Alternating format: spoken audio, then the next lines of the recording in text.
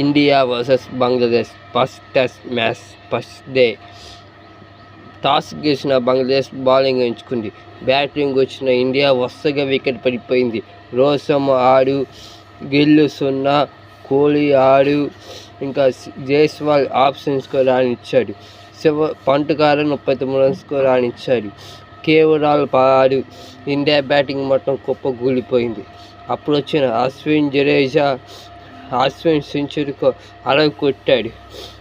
అశ్విన్ 2 సిక్స్లు, 10 బౌండరీలు, 112 బంతుల్లోనే 102 కొట్టి వన్డే మ్యాచ్లో ఆడాడు. ఇప్పుడు బౌలింగ్కు చూపించే అశ్విన్ ఈసారి బ్యాటింగ్కు దుమ్ము లేపాడు.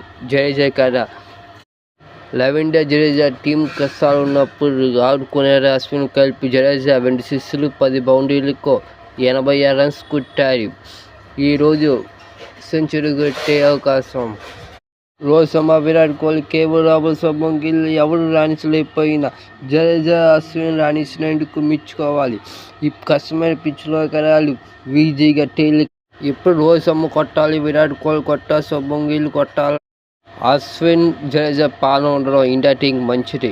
ఒకళ్ళు ఇండియా ఫైనల్కి వెళ్ళింది, అప్పుడు వరుసగా 5 వికెట్లు పడిపోయి అశ్విన్, జడేజా వస్తే ఇలా రాణిస్తే ఇండియాకి తిరిగి ఉండదు. ఇంకా ఈరోజు ఇండియా బంగ్లాదేశ్కి ఎంత టార్గెట్ ఇస్తుందో కామెంట్ చేయండి ఫ్రెండ్స్. బాయ్.